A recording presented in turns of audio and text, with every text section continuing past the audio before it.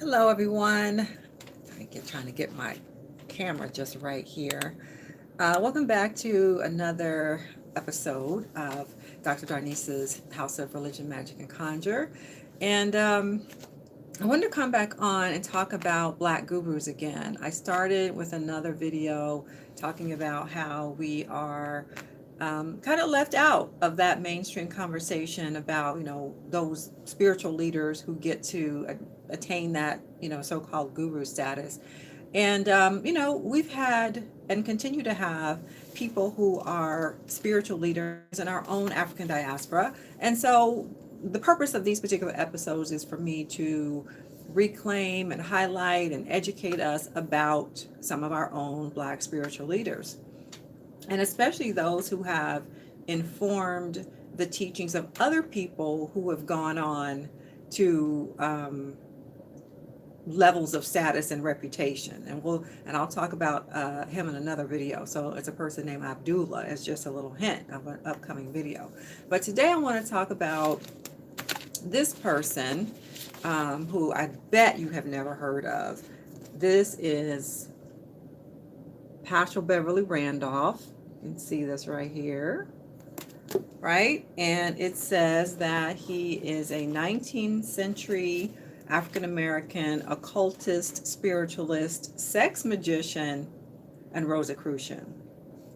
Now, right off the bat, you got to remember when something says occult just means secret or hidden, the hidden mysteries. So it doesn't mean bad or evil like we've all been told that occult means something evil.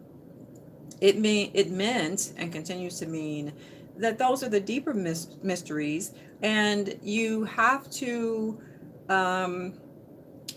commit yourself to learning. You would apprentice under somebody to learn these things. You would go into the mystery schools, right? Like you want to know the real truth, right? Like people have moved away from traditional institutional religions because they feel like, oh, this is not the real truth, this is not relevant, and people are constantly looking for, well, what about, the things that were left out of the Bible, or what about so what you're searching for is actually the occult, because we know that there's more to the story, right? So when we hear that Paschal Beverly Randolph was an African American occultist, just please know that that means that he was somebody who was really learned and immersed in these traditions. So he was that. He was also a spiritualist, which means he was somebody who was a medium. He was a spiritual medium, and he could see dead people, as we know from that movie, right? Remember The Sixth Sense, and the little kid who says, I see dead people. Well, what he did, he was a medical intuitive. And so what that means is doctors would hire him when they had a case where they couldn't diagnose a person.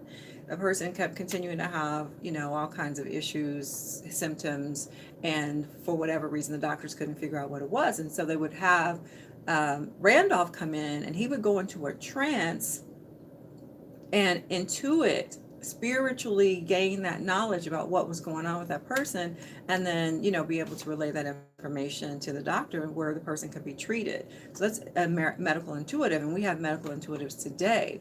Of course, they're met with skepticism in a lot of ways, but what isn't in terms of the occult, basically. So you think about this person. He lived from 1825 to 1875. 19th century, right? 1825, which means he was born during a time of slavery. He was in New York, so he was a free person. He was in the North, so 1825, and he dies in 1875, which means for most of his life he lived during the time of slavery. So it's pretty remarkable that this African American man was able to travel the way that he did. He traveled internationally. He was well known in various spiritual circles by other prominent spiritual people. He was invited to lecture. He was invited into, what we might consider to be white spaces, into auditoriums, giving lectures, into people's private homes, their salons, right? Because people would have, hypnotists and spiritualists and mediums come into certain kind of closed spaces. People who were of similar interests would gather, and they'd have Randolph come. because he had gained a certain reputation, he'd made a name for himself, and they would refer to him as the black one, right? So we know he was black. We know that there's really no question about his ethnicity and his race. Although, I've done some reading, and people want to say, well, he must have come from somewhere else. He must have somehow been of mixed race, Middle Eastern, and it's like, no, that's another way of trying to erase more African history, more African American history, by saying that someone isn't really black, right? And so you have to be skeptical when you read that kind of thing, like, oh, did that person really come from America? In other words, are they descended from slaves like our black people? So, in this case, yes, he was born in New York, so he didn't have that experience himself. But what he says about himself is that he was a clairvoyant, a spiritual healer, a channeler, and someone who struggled with his own spirituality because it made him feel crazy.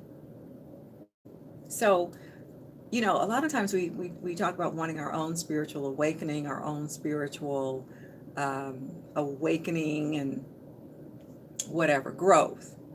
But a lot of times we don't realize what that means when you step into spiritual growth, or seeking the higher mysteries or the deeper mysteries. Because when you really step into that, it's not going to be something normal that you can control, that you think, oh, it's just going to be cool to be able to do this, to be able to have, to be able to, I don't know, read people's minds or whatever, to have a sense of psychic ability, to be able to lay hands on people and heal, or to just have this higher knowledge. Well, because we live in the third density here, third shifting into the fourth density, it's very difficult to be in this sort of physical realm and also be interacting with the non-physical realm, the spirit realm. And so for people who have that gift, maybe some of you do, to be psychic or medium, it's not something to play with, and it's not something that is easy. So he describes himself as someone who wavered between genius, madness, elation, transcendence, and suicidal tendencies.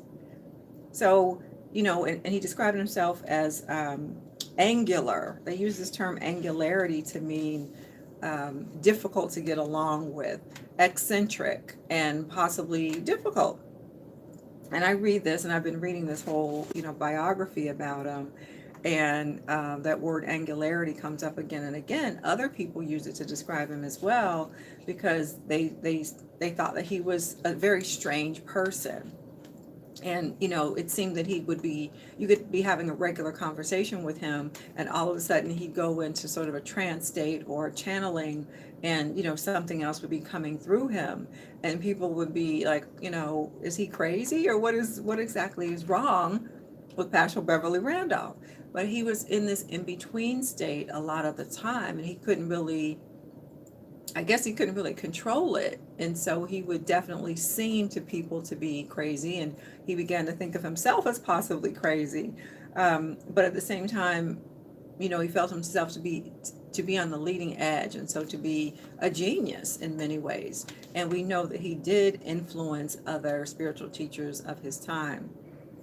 So I just want to read a little bit from this book, and to give some more information on who he was and what people thought of him. Randolph was learned, brilliant, and charming, and also, as everyone recognized, angular, eccentric, proud, prickly, suspicious, and even paranoid at times. He was a black man who tried with considerable success to succeed in a white world, and to do so on his own terms rather than as the merely symbolical black man erected by the forces of organized reform. Right? He wasn't trying to be a token. In the world of spiritualism and occultism, his was a revolutionary role, and he was truly the precursor of what occultism has become. He was, in this sense, the first modern guru. And occultism today, in its almost exclusive preoccupation with personal experience and spiritual techniques, and its relegation of doctrine to a secondary position, That's a reflection of Randolph's vision.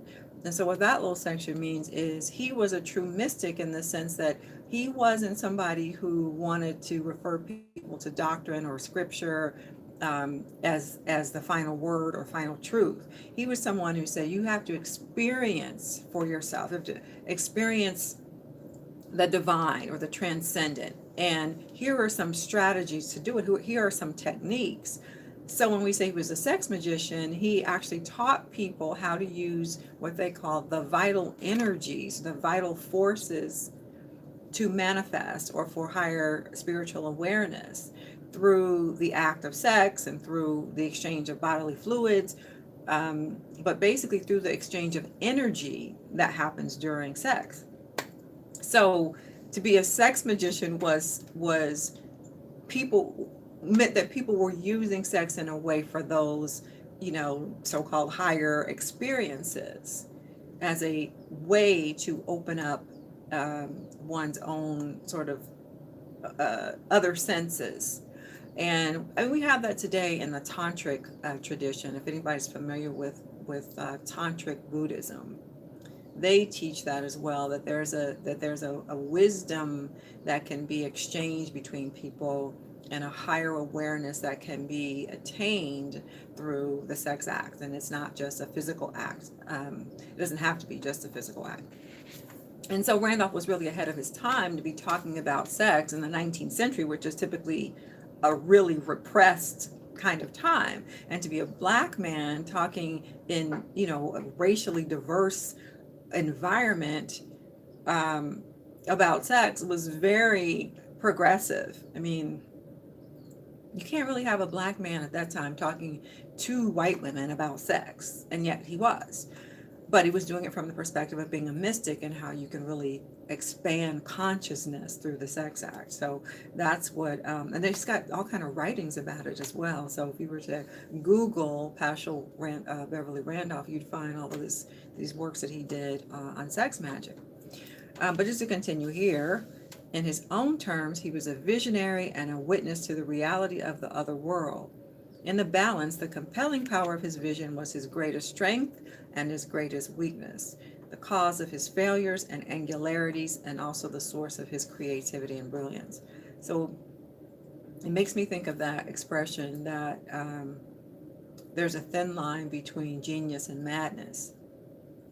And when somebody is, a person who's between worlds, that's a very precarious, I'm going to say difficult and challenging space to live in, because what world are you in? How do you have a so-called normal life? And he tried to have a normal life, and he would always say, he was married for a time, and he would talk about how difficult it was and how he would often feel like nobody understood him, and he had difficulties having emotional long-term relationships because, I would guess his angularities, his eccentricities were more than a lot of people could really deal with. But anyway, I just wanted to, bring our attention to another African descent person who was a spiritual mystic and, leader, a real trailblazer. And if we don't remember these people, then they will be erased from history. Because as we know, Western civilization is really not interested in retaining our history, or it will appropriate our history and tell it in its own way, right? We've seen that time and time again with our cultural productions, with our art, with our music. Western civilization will just take it. And if we don't value it, if we don't know it, that's just a done deal. They'll just retell us, and they'll tell us later on, oh, he wasn't black. Yeah, he was a trailblazer. He was a guru. He was a mystic. He was this person who influenced so many other well-known people. But he wasn't black, and we won't know it. We won't have that knowledge ourselves. So anyway, the theme that I'm going forward with now, it's always been that, but I guess I haven't really stated it explicitly, is that we will not be erased. Not on my watch, when I'm, religion, spirituality professor, and on my own mystic journey, not on my watch. So our people will not be erased. So on that note, I'm going to wrap it up. And once again, this is the thumbnail. If you want to say, who again? This is him. All right, so that's it. And yeah, leave some comments. Let me know what you think. Let me know about your own kind of spiritual journeys, your own, eccentricities. What are your spiritual gifts? I'm interested in that as well. And remember, as always, to like, share, subscribe, and to support me on Patreon. That's always much appreciated. And you'll notice that I put a different link for donations. If you don't want to sign up for a monthly membership, which I get, you can just make a donation at any time, any amount. All is appreciated. And yeah, that's all for now. I will see you.